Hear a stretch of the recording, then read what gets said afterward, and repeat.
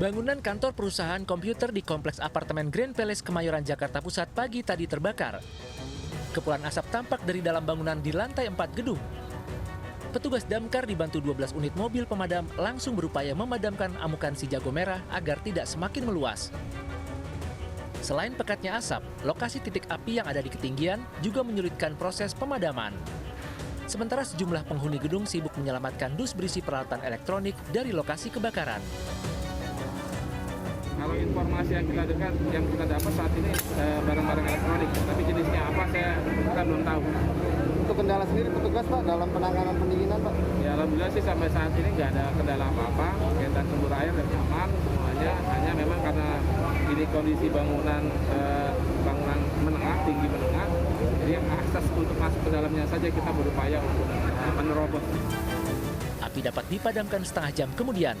Tidak ada korban jiwa maupun luka, sementara kerugian diperkirakan mencapai ratusan juta rupiah.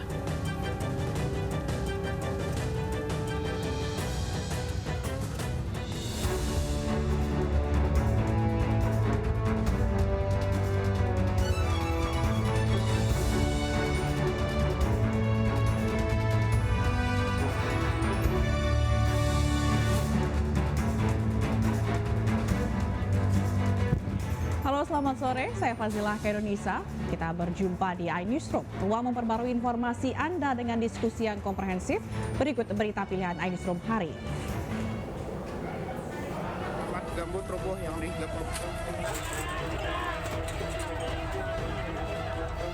Pencarian korban reruntuhan bangunan minimarket di Kecamatan Gambut, Kabupaten Banjar, Kalimantan Selatan kembali dilanjutkan petugas gabungan pada Selasa pagi.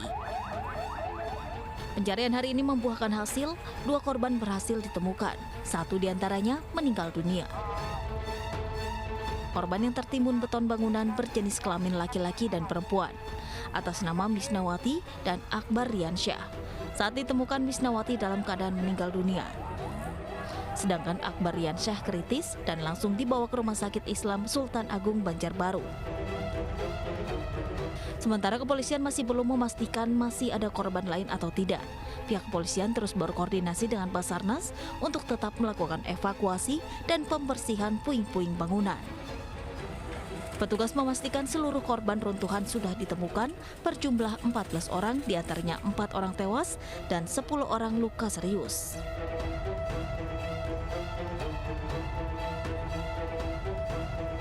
Subdit Gakum Polda Jawa Timur menggelar olah tempat kejadian perkara kecelakaan personel grup musik religi Debu di Tol Probolinggo. Petugas menggunakan alat traffic accident analysis dan screening video untuk mengetahui kecelakaan yang menewaskan 2 orang warga Malaysia. Agar olah TKP berjalan maksimal, untuk sementara jalur tol menuju Surabaya ditutup sementara saat proses olah TKP. Olah TKP ini bertujuan untuk mendapatkan analisis visual terkait kecelakaan antara mobil Velfire dan truk. Hingga kini polisi masih mencari keberadaan truk yang kabur saat terjadi kecelakaan tersebut. Sementara itu, sopir mobil Velfire masih belum bisa dimintai keterangan karena sakit.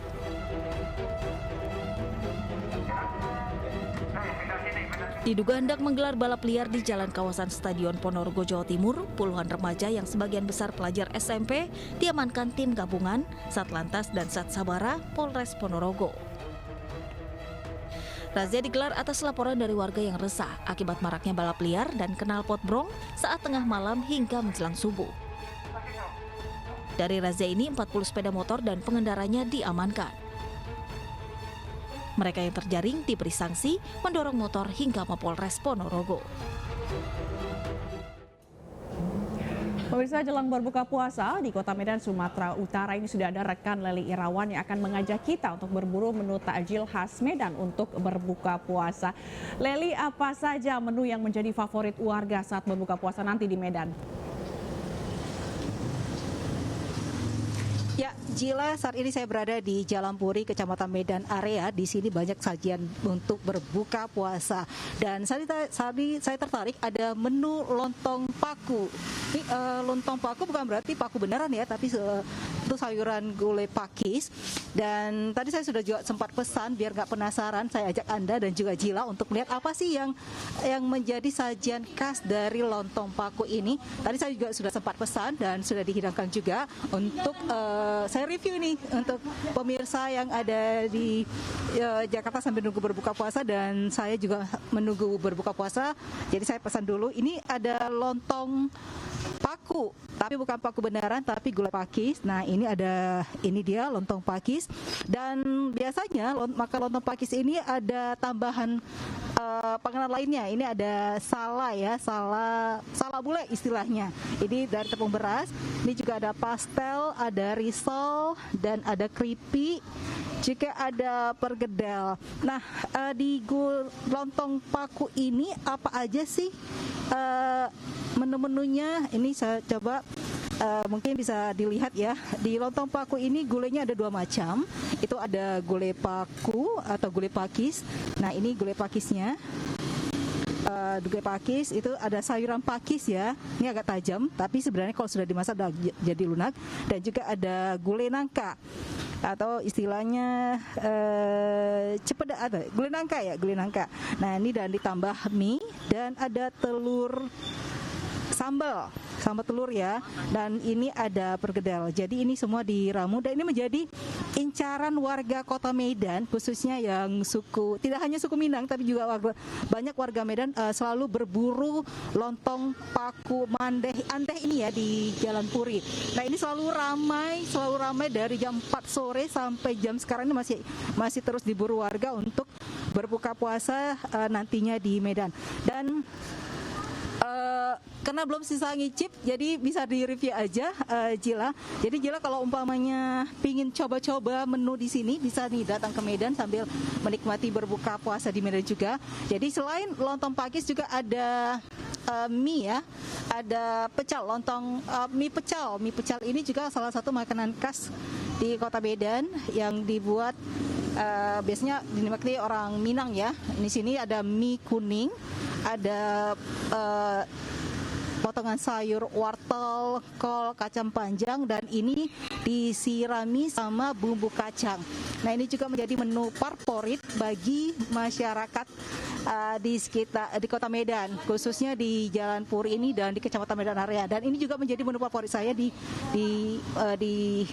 berbuka. Dan ini sering saya beli, tidak hanya ramai di bulan Ramadan, tapi di luar Ramadan juga cukup ramai. Nah, ini dia lontong pakisnya, atau kalau orang Minang bilang itu lontong gulai paku. Jadi kalau jangan bayangin itu paku beneran, tapi ini sayur pakis. Nah, ini rasanya cukup pedas biasanya dengan warna hijau dan campuran cabai rawitnya. Jadi pemirsa dan juga Jila, saya sudah pesan, dan sambil menunggu berbuka puasa bisa dilihat menunya dan bisa menjadi referensi bagi Anda untuk berbuka puasa. Dan saya kembali ke Jila di Jakarta. Baik, Leli, ini kalau ngelihat sebenarnya udah menggugah sekali ya menunya, tapi tahan karena belum azan maghrib, karena nanti ini udah ngiler banget ngelihatnya. Tapi kalau memang di Medan itu terkenal sekali dengan kulinernya yang banyak ya. Salah satunya yang sering saya coba itu adalah mie balap. Cuma mungkin itu nanti kalau ke Medan saya akan coba makanan itu. Terima kasih Leli Irawan atas informasinya dari Kota Medan, Sumatera Utara.